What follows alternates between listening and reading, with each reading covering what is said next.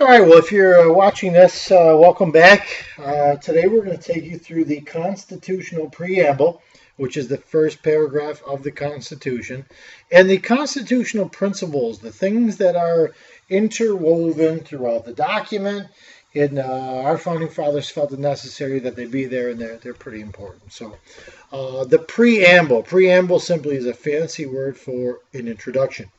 The most famous of all introductions is the first paragraph to the Constitution. All right, and it reads, "We, the people of the United States, in order to form a more perfect union, establish justice, ensure domestic tranquility, provide for the common defense, promote the general welfare, and secure the blessings of liberty to ourselves and our posterity, do ordain and establish this Constitution of the United States of America." So it's pretty simple. They do actually say a lot within that little paragraph, and we're going to break it down for you. So we'll see what that is. All right. Preamble. There it is again. This poster, by the way, is in the back of my room. If you're in my classroom and see that, and you'll catch that. Preamble. What is it? Introduction that defines the reasons for writing the actual document. So what is the reason for writing the Constitution? All right. And basically what I did is I took this statement from comma to comma in order to form a more perfect union. So each stanza here, comma to comma, that's what I broke down. So what did they do? They created a better, a stronger national government. They ensured a system of justice. Today we do have a Supreme Court and federal courts. To provide for peace at home, no more Shays' Rebellion. Government's going to have enough power. To provide for the defense of our nation, we're going to defend ourselves against the British, the Spanish, the French, and then as we go through our history, anyone else who kind of means to do nasty things to us, we're going to defend ourselves. Promote the well-being of the people. We create programs in our nation that helps people who can't help themselves.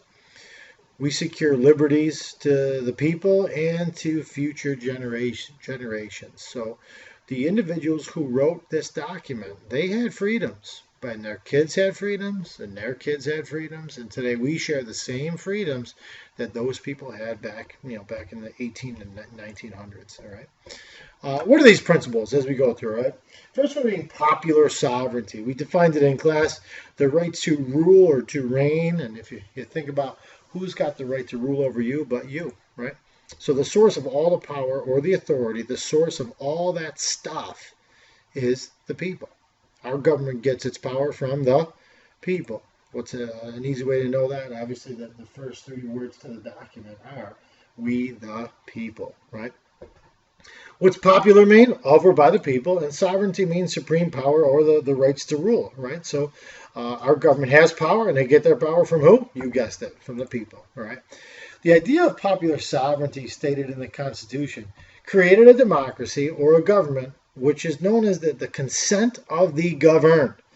So what that means is that the people give their consent to the government, and they let that government make decisions for them. So that's the idea of popular sovereignty. Pretty swift idea. Once again, easy way to remember that. First three words to the document. If you want me to go back, I can go back with the first three words. We the people, right? So you got that. Nice. And then you got popular sovereignty, right? We have a constitution. People vote. We vote. There's a hand going and vote, and we give power to the government. We do not have this anymore. We don't have a king who had absolute power, all right? Second principle, pretty easy one. Limited government. Now think about that principle or that idea, right? Our government has what? You guessed it, limits, right? Our governmental powers are defined inside the Constitution. Our government actually is limited. There are certain things that simply it cannot do. We'll define them later as denied powers. There's certain things the government cannot do. And no person is considered above the law. Think about that. Everybody is subject to the same rules. The people who make the law applies to them. The people who make the law applies to us. So no one is above the law, all right? The next one's kind of a big one, all right? Federalism. I'm going to break that down for you later on in this video. If you do not know what federalism is, you will have a very difficult time understanding American history. All right. What is federalism? Our Constitution divides power between what the states can do and what our national government can do. And obviously, if we put those together there, we know which one has more power. Which one has more, the states you think, or the national government? If you said national government, you're right. All right, national government or our federal government has more power than the 50 states. You should know that. But the states kept some powers for themselves, and we'll talk about that later. What is it? Dividing the power between the levels of government creates what's known as a federal system of government. You may see that referred to as a federal system of government in class throughout the video. I'll probably just call it what? Federalism, the idea of federalism, all right? And when you look at it, kind of we did this in class, right? Certain powers we only give to the national government. Certain powers we only give to the state governments. And then certain powers they both have. These are known as concurrent powers. These are reserved powers. And these are delegated or enumerated powers. Which sometimes they're called exclusive powers. There's a bunch of different names for the big guy because he's got a lot of the big powers. All right. Another kind of principle or thing that we built inside the document is the idea of separation of powers. This is specific to the federal government, right? So what we've done with the power in the federal government is divided it amongst three branches. So we have a legislative branch, an executive branch, and a judiciary. Each one's got a function. We've taken power at the top and divided it into three different branches, right? So that is separation of powers. Understand this, separation of powers is not federalism. Federalism is not separation of powers. They are two separate concepts. So if you're not sure what those are, go back to the sheet, go back to the video, and look at them both again, right? Really take a peek at them because they're different, all right? No single branch is going to be able to dominate the government because they all have a different job to do. We got these cool things called checks and balances, so it's pretty neat, right? Each branch takes its power directly from the document. The other branch can't tell the other branches what to do or how to do it or whatever. If you need any structure, if you need to know who does what do you got to go to? You go read the Constitution. It tells you specifically who does what. And those jobs are readily defined in there, right? So let's talk about the legislative branch, if you will, right? We'll go through kind of all three branches so you get a feel for them. Our legislative branch is our Congress. It comprises, or it's made up of the Senate and the House of Representatives. So it's got two houses. One house, the upper house, is the Senate. The lower house is the House of Representatives. This is known as a bicameral legislature. We have two different sides, right? What do? In simple, they make the laws. They have a whole bunch of other jobs that they can do, but in short, they make the laws. Other little things that they do, they can override a presidential veto. The president doesn't like a law, they can still turn it into a law with a 2/3 vote. They approve presidential appointments. President wants someone to be a Supreme Court justice. President wants to pick a new cabinet member or the leader of a cabinet position. The Senate will approve that appointment. So yes, this person can do a good job, so they get the job, right? President will make the treaties. What does the legislative branch do? They approve the treaties that the president makes, right? They are the ones who collect taxes. They decide how much we pay in taxes. They decide what is tax.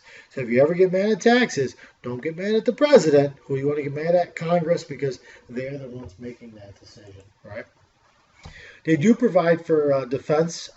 They decide how big the army is, how small the army is, how much money is spent on the army, and they officially are the ones that can declare war. All right, the president does not declare war. The Supreme Court does not declare war. That's the job of Congress or the legislative branch. Okay, they regulate our money and regulate trade, and they can impeach officials. And once again, I know this was defined in a previous video. It doesn't mean we're going to throw anybody out of office. Impeachment means we're going to charge them with a crime. If they're found guilty, that can lead to them being removed, but the impeachment itself does not mean removing the president. All right, a lot of my guys think that. As we move on, we have the executive branch. What does it consist of? The president and the vice president. All right, their chief job is to enforce laws, enforce treaties. So they make sure the laws are being followed in the nation. They do a whole bunch of other things, though, just like the other branches. If they don't like a law, they can veto laws. They appoint those high officials in the government. They usually conduct foreign policy, receive foreign ambassadors, talk to foreign countries. I mean, think about it. The leader from China is not going to come over here and walk into Congress and have a conversation with 535 congressmen. He's probably going to go sit down with the president and have a chat, right? Enforce laws and treaties, already mentioned.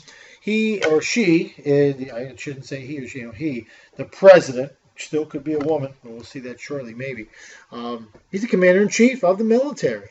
So he decides where the military goes, when they go. That is the job of the president.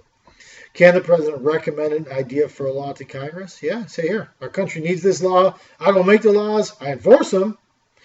Congress makes the law. So here, make this a law, right? And once a year, the president has to give the State of the Union to Congress. So the president's got to get up on the stage and tell Congress and Americans, here's where America is at. Here's where we're at with the military. Here's where we're at with health care. Here's where we're at with, where the troops are. Here's where we're at with our finances. He's got to run the whole gambit on how the country's doing. So that's called the State of the Union, right? Our judicial branch, which is our Supreme and federal courts, they explain and interpret the law. They settle any legal disputes between states. That automatically goes to the Supreme Court. They settle any state or federal disputes. They settle disputes between a state and a foreign country. For instance, if Texas got a problem with Mexico, whatever, that's a foreign boundary. That issue is kind of dealt with in the upper federal courts or even the Supreme Court. Any case on ambassadors, foreign governments, foreign nations goes to the Supreme Court. And they will settle disputes between individuals and the federal government. If you feel you've been done wrong, if your Bill of Rights is violated, if any one of the amendments is not being enforced or taken care of the way they need to, the Supreme Court is usually going to hear that. All right. So it's short. Anything with civil rights or civil liberties, that's going to the Supreme Court. They're going to deal with those things. All right. Another principle, we might want to spend some time on this, right? Checks and balances. Each branch of the national government has a way to check or control the other branches. What does it do? It prevents one branch from gaining too much power. And I'm sorry, I'm jumping the gun here, but if you look on your sheet, you may want to pick, all right? If you need to know how Congress checks the president, they can override his veto, they can reject a treaty, they can impeach, and eventually what? Remove him. That is how Congress checks the president. How does the president check Congress? Well, he can veto laws. He can make treaties and foreign policy, of course, with their approval. He can propose new laws. So you have some ideas here how Congress checks the president, how president checks Congress. On the flip side, how does the president check the Supreme Court? I'm sure it should be going this way for you. He can grant certain pardons. If the court declares somebody, they did something or whatever, he can say, no, we're going to give them a pass. And he picks the judges. He appoints the judges, all right? The presidency does that for the Supreme Court. What does the Supreme do? They can decide a presidential action to be unconstitutional. Once again, they're interpreting his action and saying, that's wrong, buddy. You can't do that. Right, and that once again, that is the power of judicial review. I should write that down. And that's what the court does, right? Judicial review. How does the court check the power of Congress? Same idea. What do? Judicial review. What is that? Deciding that laws are what? Unconstitutional. President's action? Unconstitutional. Congressional law? Unconstitutional. How can Congress check the president? Very easily. They can impeach or remove him. Or if the president picks me to be a judge, what's Congress going to say? They're going to reject that appointment and say, this guy is not a good judge. He's never been to law school. He's not an expert on the law. Shouldn't be a judge. So you should take some time and really study those checks and balances. Once again, it's a way for each branch to make sure that no one branch gets too much power. All right. We'll deal with flexibility. Our Congress, the 18th clause of congressional powers is the elastic clause, 18. It's in Article 1, and it says clearly that this is the elastic clause. It allows our government to be flexible. All right. What can Congress do? They can make any law that they think is necessary and proper. Really think of that language. That kind of gives Congress a lot of latitude as to what they can do. Because if Congress thinks it's necessary and proper, what does our Constitution say right here? They can do it. We may not like what they're doing. We may not think it's necessary. But can Congress do that? Absolutely. It says so where? In the Constitution. So you should really know that necessary and proper clause, which we also call, the elastic clause. We can add amendments All right, so when you look at this, each one of these is a different process for creating amendments. All right, so it can be proposed by Congress. 2/3 of Congress want an amendment. They're going to say, hey, we should have this. Then it's got to be ratified by 3/4 of the states. All right, so in general, when you look at this on the bottom here, no matter what happens, if Congress wants an amendment, it's got to be ratified by 3/4 of the states. Easy way to do this now. 2/3 of the legislatures or the conventions or Congress, if 2/3 of them like it, it's still got to be 3/4 of the state. So any one of these processes can happen. And if they do, we're going to add an amendment to the Constitution. So one way for our Constitution to be flexible is we just do things when they're necessary and proper. Another way for our Constitution to be flexible is what? We add amendments. We change the document according to what we need. All right. The other way that we are as flexible as we need to be is something called the judicial interpretation. What is that? The Supreme Court, other courts review cases that involve conflicts. What are those conflicts? Do those laws fit in the Constitution? Are they good laws? Should we have them? Is the government doing what they're supposed to do? And really what that does is it involves interpreting local, state, and federal laws as well as executive actions. They may check on what the president is doing. They may check on what a governor of a state is doing. And they say, hey, we're going to do that or we're not. Who gets the final say? The judicial branch. And once again, that job is called judicial review. All right. The last way we are as flexible as we need to be is something known as the unwritten Constitution. Now, I know we talked about written powers. Congress can declare war, written down. Congress can collect taxes, written down. There's a bunch of things that have happened in our country that are unwritten. You will not find them in the Constitution, but are they a part of our politics? And the answer is yes. Okay, so what is the unwritten Constitution? It is congressional actions, executive interpretations or executive actions, things that have kind of happened that are part of our government that are not written down in the Constitution. All right, court decisions, customs, traditions, all these things play a part into creating these. How is it good? It allows the Constitution to change, and then we give you some examples. All right. Read the Constitution. Are you going to find political parties? No, they're not. You won't find those two words in the Constitution. But if I ask you who the two major political parties in our country are, I'm sure you can say with ease, Democrat and Republican. All right. Judicial review. The Supreme Court's power was not written down in the Constitution. The government figured that out. The court figured that out in 1803 with Marbury versus Madison. Nowhere in the Constitution will you find the president's cabinet. But if you look at the cabinet, started out with 4 members. Today it has 15. It has grown. It is very formal. Can you find the cabinet? Yeah. The president's got a group of advisors. Can you find the cabinet in the Constitution? And the answer is no. So these things are part of our government, but where will you not find them? In the what? Constitution. So you better know that unwritten Constitution. Pretty nice. The last principle, the last thing on this video is very, very huge. It is known as federalism. We've defined it before. We're going to give you some specific examples now. All right. What is it? It's how we divide power between what the national government can do and what the state governments do. All right, national and state governments. Obviously, when we refer to the national government, we're also referring to the federal government. All right, and as we continue to do that, it's pretty easy. It really is. Any dispute between the national and state governments is settled by the courts. So if there's any problem, you go right to the courts for that. Right? There is something known as the supremacy clause. The Constitution is the highest law in the land. There's nothing above it. Federal government has to follow the Constitution. So do states, so do cities, so do me, so do you. Everybody does. So if we have to check on what the government can do, what do we always go to? If you find it in the Constitution. I love me some Constitution, right? What is it? What is the supremacy clause? It makes the Constitution, federal laws, and treaties superior to all state laws. So the state can't disobey the federal government. The county of Erie, we live in Erie County, can't disobey the state of New York. They can't disobey the federal government.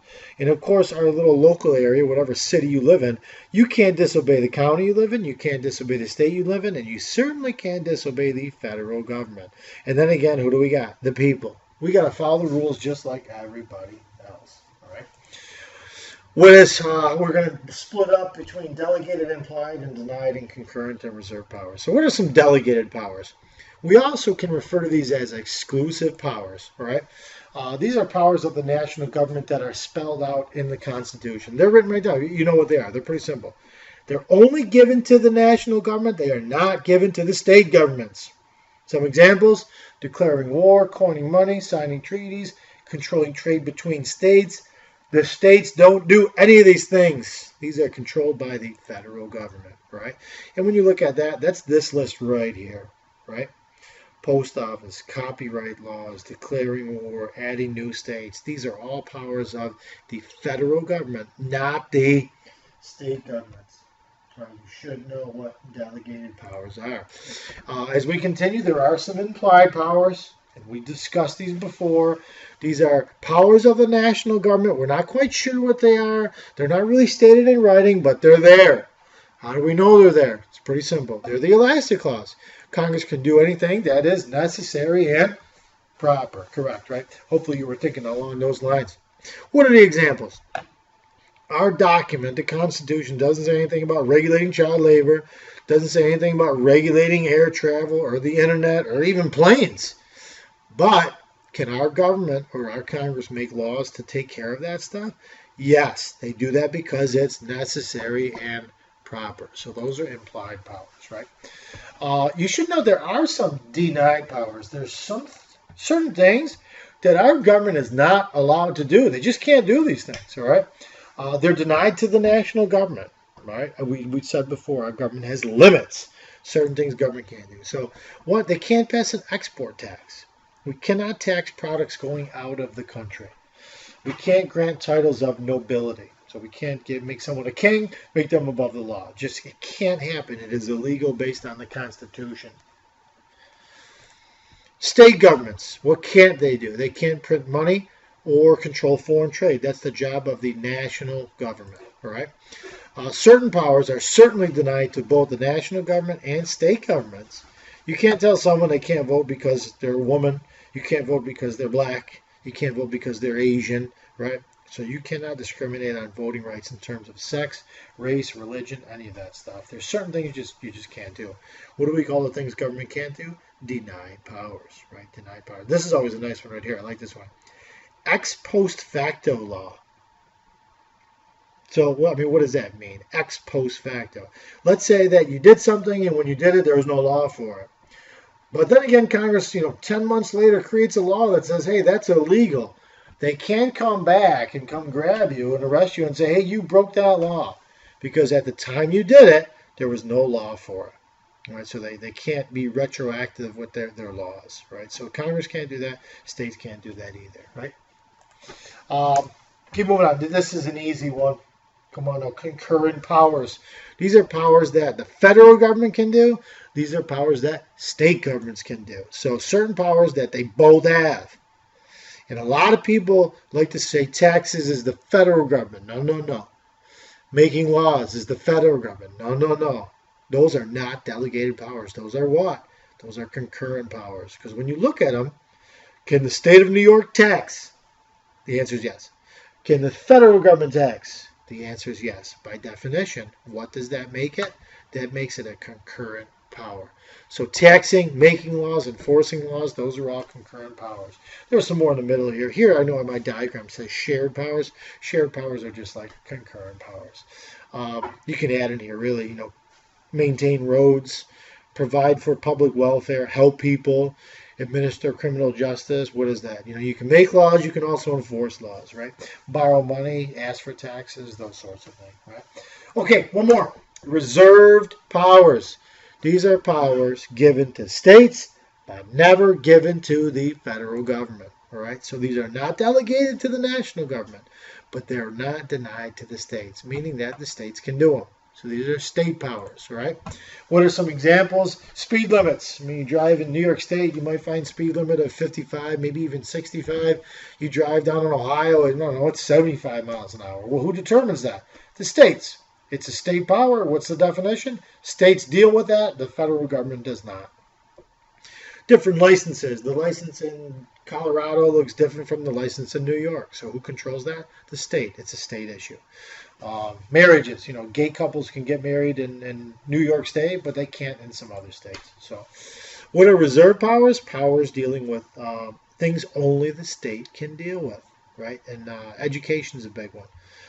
Each state has different requirements for graduating high school. So you should know the difference between delegated powers, reserved powers, and then concurrent powers in the middle. Huge topic. What is it? Federal system of government.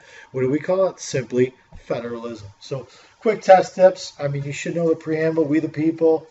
Popular sovereignty. People have power to rule. Our government has limits.